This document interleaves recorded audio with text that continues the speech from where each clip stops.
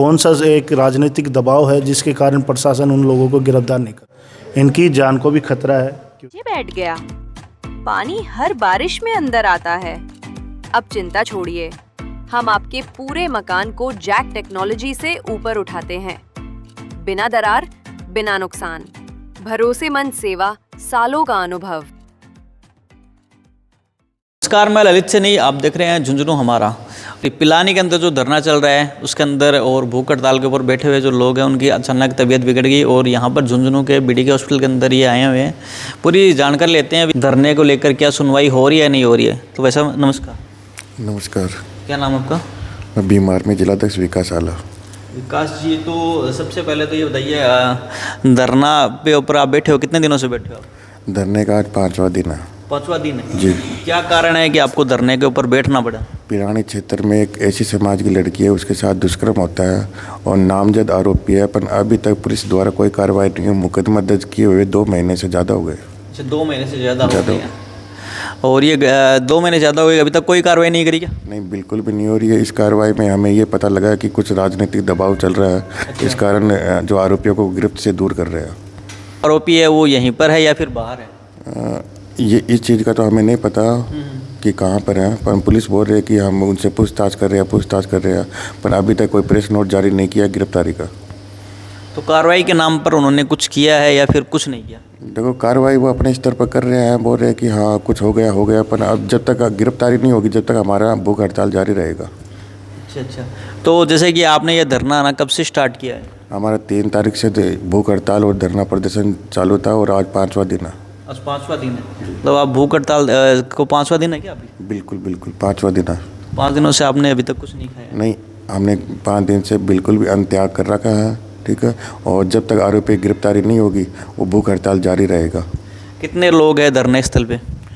शुरुआत में हमने 7 लोग के भूख हड़ताल पर बैठे थे, पर 2 की ज़्यादा तबीयत खराब हो गई थी तो उनका कल अनशन तोड़वा दिया था। बाकी हम 5 लोग हैं, और जिसमें से मेरी भी रात को कल तबीयत ख़राब हो गई थी।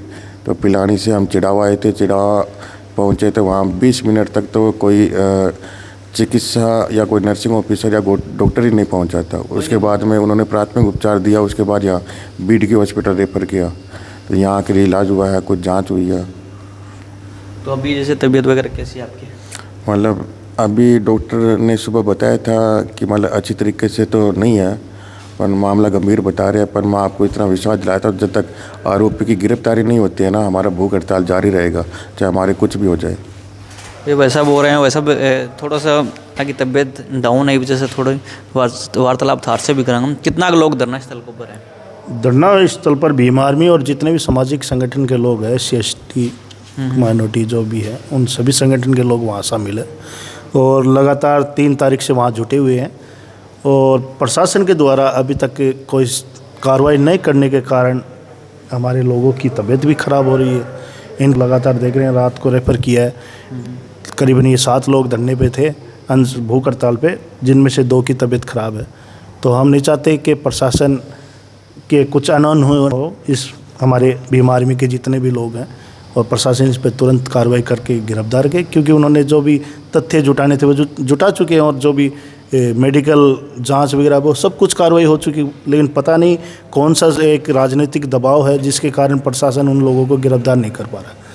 ये जो घटना है वाकई में ही झुंझुनू ज़िले के पिलानी में जो दलित समुदाय की बेटी है उसके साथ में जो सामूहिक दुष्कर्म होता है, वाकई में निंदनीय है, मानवता को शर्मसार करने वाला है। और बीजेपी सरकार जो सत्ता में आई थी ये कह के आई थी कि राजस्थान में दलितों पे अत्याचार अब नहीं सहेंगे, तो अब कहाँ है बेटी बचाओ बेटी पढ़ाओ का नारा देने वाली सरकार? कहाँ है डबल इंजन की सरकार? कहाँ? तो यही है कि बीजेपी दिखावा ज़्यादा करती है और दलितों पे जो अत्याचार शोषण है वो कभी रुक नहीं पाता। अब जैसे प्रशासनिक अधिकारी कोई आए थे क्या धरना स्थल पे?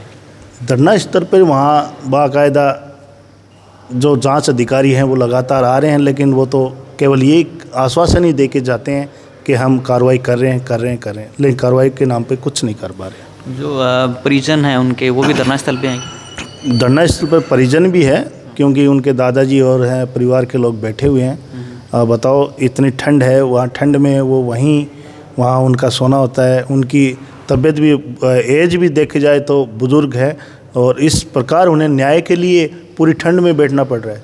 ये कहाँ की भाई न्याय है? हम संविधान को मानने वाले लोग हैं, फिर ऐसे हालात क्यों? एक न्याय के लिए तो लड़ रहे हैं, जो वास्तविक चीज़ है वो उसके आधार पे तो मांग कर रहे हैं, लेकिन पता नहीं प्रशासन पे ऐसा कौन सा दबाव है जिसके कारण वो कार्रवाई नहीं कर पा रहे। जो अभी परिवार के लोगों से भी आप मिले होंगे?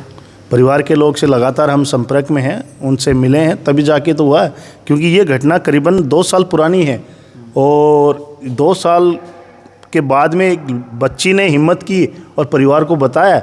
उसके बाद में 2 महीने हो गए एफआईआर दर्ज हुए और अभी तक कोई कार्रवाई न होने के कारण भीम आर्मी के संज्ञान में आने के बाद में हमने प्रशासन को चेतावनी दी थी कि इतने समय का अल्टीमेट देते हैं, इसमें आप कार्रवाई कीजिए, लेकिन उन्होंने कोई कार्रवाई नहीं की। इस कारण हमें 3 तारीख को फिर धरने पे भूख हड़ताल पे बैठना पड़ा। अभी सर जैसे कार्रवाई नहीं होने की वजह से और जो परिवार के लोग हैं वो उनके अंदर कितनी निराशा है, क्या दे? भाई निराशा तो पूरे देखा जाए तो मानवता के लिए पूरी निराशा शर्मनाक है कि प्रशासन को पूरे तथ्य मिलने के बावजूद वो गिरफ्तार नहीं कर पा रहे। ऐसा कौन सा राजनीतिक दबाव हो गया? भाई जो भी है व्यक्ति है, जो अपराधी है वो तो अपराधी है, चाहे वो किसी का रिश्तेदार हो, चाहे कोई अधिकारी हो, कुछ हो, उसकी तो गिरफ्तारी होनी चाहिए। एक संविधान के दायरे में बाकायदा कानून के अनुसार तो उसकी गिरफ्तारी होनी चाहिए। उनको तथ्य मिल गए, भाई प्रशासन होती है वो जांच करती है, जांच उनकी हो चुकी है, उसके बावजूद नहीं कर पा रहे, पता नहीं क्या दबाव है। और भीम आर्मी अब चुप बैठने वाली नहीं है, क्योंकि ये आवाज़ भाई साहब चंद्रशेखर आज़ाद जी तक भी पहुंच चुकी है। उन्होंने भी कहा कि जल्द से जल्द हो जाए तो ठीक है, वरना तो भाई साहब का भी आगमन जल्द हो सकता है यहाँ। अभी जैसे कि आगे की क्या रणनीति रहने वाली है? क्योंकि तो यही है कि भाई गिरफ्तारी हो। एक नाबालिग के साथ में रेप होता है, सामूहिक दुष्कर्म होता है और अपराधी खुलेआम घूम रहे हैं, तो गिरफ्तारी एक लाजमी है। वहाँ की जो मांग है, प्राथमिक मांग यही है कि वो गिरफ्तारी हो और परिवार को सुरक्षा मिले बस। और इसके अलावा अगर मान लो कि प्रशासन की तरफ से गिरफ्तारी वगैरह नहीं करी जाती है तो आगे की क्या रणनीति रहने वाली है?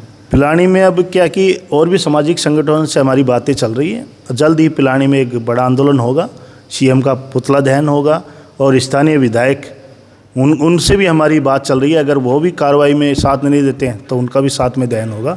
जितने भी बीजेपी के हमारे, चाहे वो समुदाय विशेष से आए हो, हमारे जो ऐसी समुदाय से हो, लेकिन जितने भी लोग हैं अगर वो सहयोग नहीं करते तो उनका भी पुतला दहन होगा। धरने के ऊपर बैठे हुए थे जिन्होंने खाना वगैरह नहीं खाया, तो कितने लोग की तबीयत खराब हुई है, कितने सही है अभी? फिलहाल अभी तक तो 7 लोग ये बैठे हुए थे, जिसमें से एक तो बुजुर्ग के जो परिवार के हैं उनकी तबीयत खराब हो चुकी है और एक हमारे भीम आर्मी के जिलाध्यक्ष की, जो रात को यहाँ इन्होंने झुंझुनू रेफर किया गया। तो ऐसे भाई 7 करीबन 5वां दिन है। आपको पता है जब अन्न त्याग होता है तो शरीर में वीकनेस, बीपी लो होना, शुगर डाउन होना, ये चीज़ें तो हो जाती है। तो वही है, प्रशासन जल्द से जल्द, इनकी भी चिंता उन्हें होनी चाहिए कि जो लोग बैठे हैं उनकी जान की भी भाई जोखिम है, वो बैठे हुए हैं, तो जल्द से जल्द वो कार्रवाई करें और गिरफ्तार करके, भाई गिरफ्तारी हो जाती है तो धरना अपने आप समाप्त हो जाएगा। इनसे कोई मिलने भी आया क्या अभी, हाल चाल पूछने वगैरह? भाई अभी तक तो कोई प्रशासन के द्वारा कोई अधिकारी कुछ नहीं है। वैसे तो भीम आर्मी के कार्यकर्ता लोग, जो सामाजिक कार्यकर्ता हैं, वही लगातार मिल रहे हैं और खैरियत पूछ रहे हैं और कुछ नहीं। चलो सर, बहुत बहुत धन्यवाद। धन्यवाद। धरने के ऊपर जो बैठे हुए लोग थे उनकी अचानक तबीयत ख़राब हो गई, क्योंकि 5 दिन का जो टाइम होता है वो काफ़ी लंबा होता है। इस तरीके से अन्न छोड़ना, उसके बाद में तबीयत ख़राब होना लाजमी सी बात है। तो धरना कब तक बना रहता है, क्या मांगों के ऊपर सहमति बनती है और कब बनती है? आगे की अपडेट के लिए हम आपसे वापस मिलते हैं। इसके साथ में आपको जय हिंद, जय भारत।